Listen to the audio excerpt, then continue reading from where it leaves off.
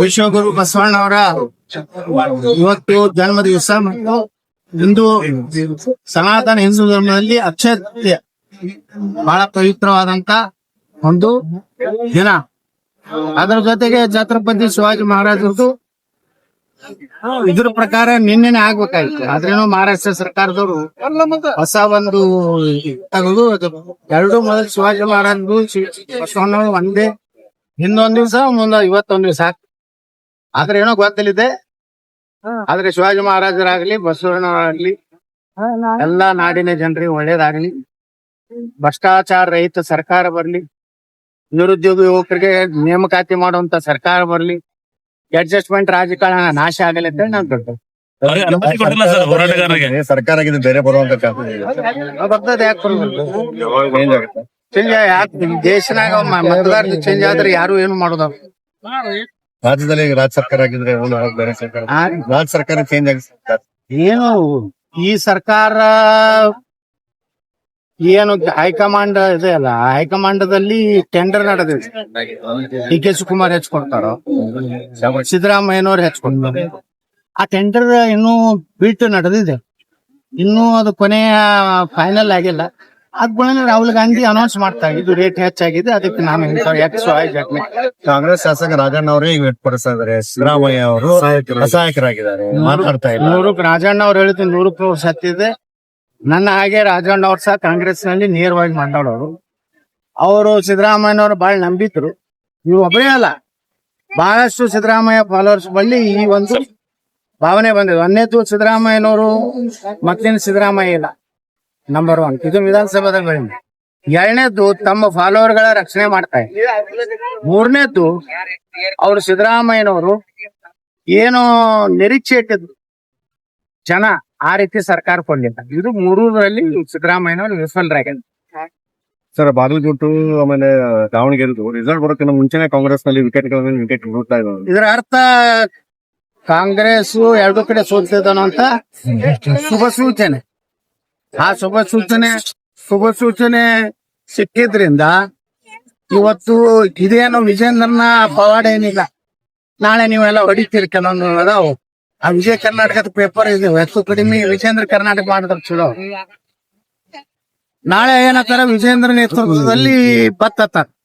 ಅಲ್ಲಿ ಸಾಬ್ರು ಕಾಂಗ್ರೆಸ್ ಬುದ್ಧಿ ಕಲ್ಸ್ಬೇಕಾಗೈತಿ. ಸಾಬರ ಜಗಳ ಕಾಂಗ್ರೆಸ್ ಜಗಳ ಬಿಜೆಪಿಗೆ ಲಾಭ ಆಗ್ತದ.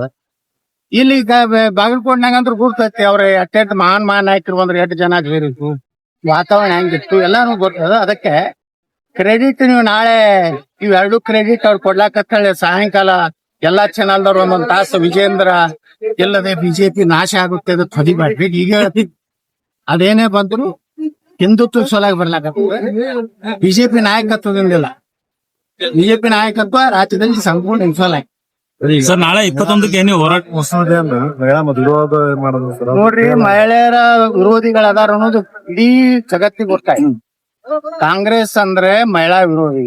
ಇದು ನಾವಿದ್ದಾಗನೇ ಅಟಲ್ ಬಿಹಾರಿ ವಾಜಪೇಯಿ ಅವರು ತರಬೇಕು ಮಹಿಳಾ ಮೀಸಲಾತಿ ಅಂತಾಗನು ಸಹ ಕಾಂಗ್ರೆಸ್, ಮುಲಾಯಂ ಸಿಂಗ್ ಯಾದವ್, ಲಾಲು ಪ್ರಸಾದ್ ಯಾದವ್ ಎಲ್ಲಾರು ವಿರೋಧ ಮಾಡ ಸುಮ್ನೆ ಏನಾರು ನೆಪ ತೆಗಿ. ನೋಡ್ರಿ, ಈಗ 850 ಸೀಟ್ ಆಗಿದ್ರೆ 33% ಸುಮಾರು 260-70 ಜನ ಮಹಿಳೆಯರು ಹೋಗ್ತಾರೆ. ಇವತ್ತು ಬಸವಣ್ಣ ಅವರು ಸಮಾನತೆಯನ್ನ ಸಾರದಂತ ಇವತ್ತು ಏನಾದ್ರು ದೇಶದಲ್ಲಿ ಮಹಿಳೆಯರಿಗೆ ಮೋಸ ಮಾಡದಂತವ್ರು ಯಾರಪ್ಪ ಅಂದ್ರೆ ಕಾಂಗ್ರೆಸ್, ರಾಹುಲ್ ಗಾಂಧಿ, ವಿದೇಶಿ ಇಟ್ಲಿ ಹೆಣ್ಮಗಳಾದಂತ ಸೋನಿಯಾ ಗಾಂಧಿ. ಈ ಹೆಣ್ಮಗಳಿಂದ ಈಗೇನ್ ನೈತಿಕತೆ ಇದೆ ಕಾಂಗ್ರೆಸ್ ಮಹಿಳಾ ಘಟಕಗಳಿಗೆ? ಮಹಿಳಾ ಲೀಡರ್ಗಳು ಏನದಾರ ಕಾಂಗ್ರೆಸ್ ಏನ್ ನಾಚಿಕೆ ಇದೆ? ಅವ್ರಿಗೆ ಎಲ್ಲಾ ರಾಜೀನಾಮೆ ಕೊಡ್ಬೇಕಾಗಿತ್ತು. ಅವ್ರಿಗೆ ಅಷ್ಟು ಮಹಿಳೆಯರ ಅಂದ್ರೆ ಏನ್ ತಿಳ್ಕೊಂಡಾರ, 2,000 ರೂಪಾಯಿ ಕೊಟ್ರೆ ಆಯ್ತು, ಪೀಪಲ್ಸ್ ಮಾರ್ಕ್ಸ್ ಅದಕ್ಕೆ ನಮ್ಗೆ ಓಟ್ ಹಾಕ್ತಾರ ಅನ್ನೋಂತ ಏನು ಕಲ್ಪನೆ ಇದಲ್ಲ. ಮುಂದಿನ ವಿಧಾನಸಭೆ ಲೋಕಸಭೆದಾಗ ತಿಳಿಸ್ತಾರೆ. ಇದೇನು ನರೇಂದ್ರ ಮೋದಿ ಅವರು ಹಿನ್ನಡೆ ಅಲ್ಲ, ಇದು ಬಿಜೆಪಿ ಹಿನ್ನಡೆ ಅಲ್ಲ, ಇದು ಹಿನ್ನಡೆ ಕಾಂಗ್ರೆಸ್ಸಿಗೆ. ನರೇಂದ್ರ ಮೋದಿ ಅವರು ಕಾಂಗ್ರೆಸ್ನ ಬಣ್ಣ ಇವತ್ತು ಬಯಲು ಮಾಡಿದ್ದಾರೆ. ಈ ಮಹಿಳಾ ಮೀಸಲಾತಿಯನ್ನ ಕೊಳ್ಳಾರ್ದಕ್ಕ ಏನು ಮಾಡ್ಯಾರ ಅಂದ್ರ ನರೇಂದ್ರ ಮೋದಿ ಅವರು ಇದರಲ್ಲಿ ಗೆದ್ದಿದ್ದಾರೆ, ಗೆದ್ದಿದ್ದಾರೆ. ಕಾಂಗ್ರೆಸ್ ಗೆದ್ದು ಸೋತಿದ್ ಹಿಂಗಿದೆ. ಸರ್, ನಾಳೆ 21ಕ್ಕೆ ಹೋರಾಟಕ್ಕೆ ಕರೆ ಕೊಟ್ಟಿದ್ರೆ ನಿಮ್ ನೇತೃತ್ವದಾಗ, ಬಟ್ ಜಿಲ್ಲಾಡಳಿತ ಅನುಮತಿ ಕೊಟ್ಟಿಲ್ಲ ಸರ್. ನೋಡಿ, ಇಡೀ ರಾಜ್ಯದಲ್ಲಿ ಇವಾಗ ಸುಮಾರು 2,88,000 ಹುದ್ದೆಗಳು ಖಾಲಿ ಇವೆ. ಮತ್ತು ಈ ನಿಗಮ ಮಂಡಳಿಗಳಲ್ಲಿ 1 ಲಕ್ಷಕ್ಕೆ ಸಮೀಪ ಹುದ್ದೆಗಳ ಖಾಲಿ ಇವೆ. ಹೆಚ್ಚು ಕಡಿಮೆ 4 ಲಕ್ಷ ಸಮೀಪ ಉದ್ಯೋಗ ನೌಕರಿ ಕೊಡ್ಬೇಕಾಗಿದೆ. ಆದ್ರೆ ಈ ಸರ್ಕಾರದಲ್ಲಿ ದಿವಾಳಿ ಆಗಿದೆ.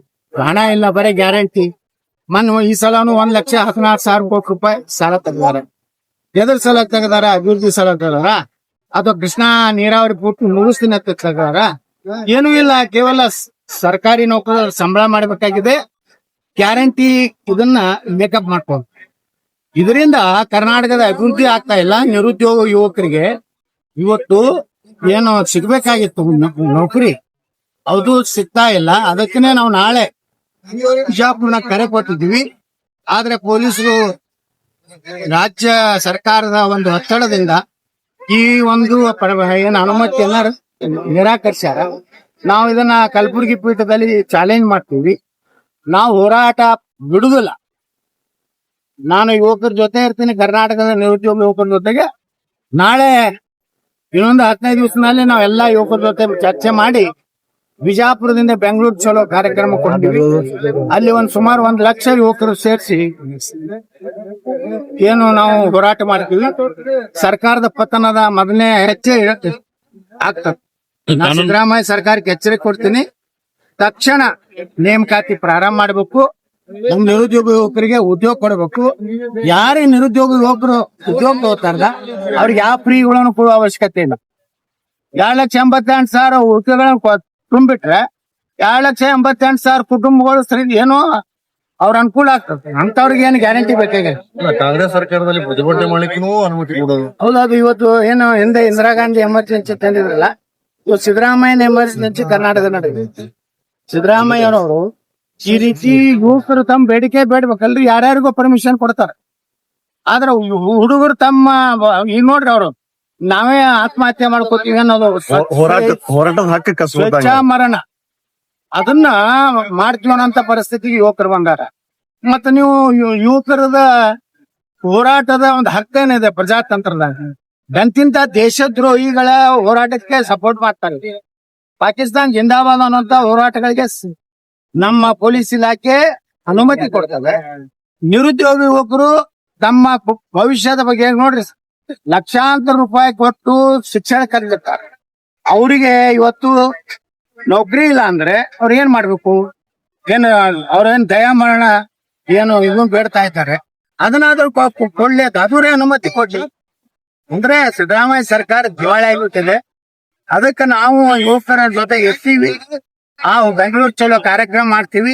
ಅಷ್ಟೇ ಅಲ್ಲ, ಮುಂದಿನ ತಿಂಗಳ ನಾನು ಒಳ್ಳೆಯ ಒಂದು ಮುಹೂರ್ತ ನೋಡಿ ಕರ್ನಾಟಕದಲ್ಲಿ ಹೊಸ ರಾಜಕೀಯ ಒಂದು ವಿಚಾರವನ್ನ ಪ್ರಾರಂಭ ಮಾಡೋದಿದೆ.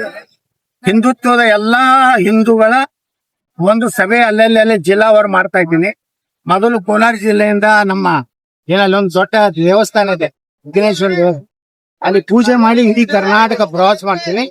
ನನ್ನ 3 ಉದ್ದೇಶ: ಒಂದು ಹಿಂದುತ್ವ, ಒಂದು ನಿರುದ್ಯೋಗ, 3ನೇದು ಅಭಿವೃದ್ಧಿ. ಈ 3 ವಿಷಯ ತಗೊಂಡು ಮುಂದಿನ ದಿವಸಗಳಲ್ಲಿ ಕರ್ನಾಟಕದಲ್ಲಿ ಪ್ರಾದೇಶಿಕ ಪಕ್ಷ ಕಟ್ಟಬೇಕು ಅನ್ನೋ ಅಭಿಪ್ರಾಯ ಜನರನ್ನು ಯತ್ನಾಳ್ ಅವರ ಪ್ರಾದೇಶಿಕ ಪಕ್ಷ ಕಟ್ಟುವ ಚಿಂತನೆ ಈಗ ಪ್ರಾರಂಭ ಆಯ್ತು. ಮುಂದಿನ ತಿಂಗಳ ಮೇದಲ್ಲಿ ಒಳ್ಳೆ ದಿನ ನೋಡಿ ಇಡೀ ಎಲ್ಲಾ ಜಿಲ್ಲಾ ಕೇಂದ್ರ ಮೊದಲು ಹೋಗ್ತೀನಿ. ನೆಕ್ಸ್ಟ್ ಎಲ್ಲಾ ತಾಲೂಕಾ ಕೇಂದ್ರಕ್ಕೆ ಹೋಗ್ತೀನಿ. ಎಲ್ಲಾ ಹಿಂದೂ ಸಂಘಟನೆಗಳನ್ನ, ನಿರುದ್ಯೋಗ ಯುವಕರನ್ನ ಹಾಗೂ ಅಭಿವೃದ್ಧಿ ಚಿಂತನೆ ಮಾಡುವಂತ ಜನರ ಒಂದು ಸಭೆಯನ್ನ ನಾ ಬಿಟ್ಬಿಟ್ರಿ ಸರ್. ಹಳ್ಳಿ ಬಿಜೆಪಿ ಏನ್ ನೋಡೋಣ ಮುಂದೆ ಸರ್. ಚಿನ್ನೇನ್ ಬುಲ್ಡೋಸರ್ ಯಾವ್ದು ಬುಲ್ಡೋಸರ್ ಚುನಾವಣಾ ಆಯೋಗದವ್ರು ಯಾವ್ದು ಕೊಡ್ತಾರೆ? ಏನಾದ್ರು ಶಿಫಾರಸ್ ಮಾಡಿ ಪ್ರಾದೇಶಿಕ ಪಕ್ಷ ಕಟ್ಟತೀನಿ ಅನ್ನೋದು ಅಧಿಕೃತವಾಗಿ ಮೊದಲು ಅಭಿಪ್ರಾಯ ತಗೋತೀನಿ. ಇಡೀ ರಾಜ್ಯದಲ್ಲಿ ಅಭಿಪ್ರಾಯ ತಗೊಂಡು ಅಭಿಪ್ರಾಯ ತಗೊಂಡು ಒಂದು ಏನ್ ನಿರ್ಣಯ ಮಾಡ್ಬೇಕು ಮಾತಾಡ್ತಾರೆ.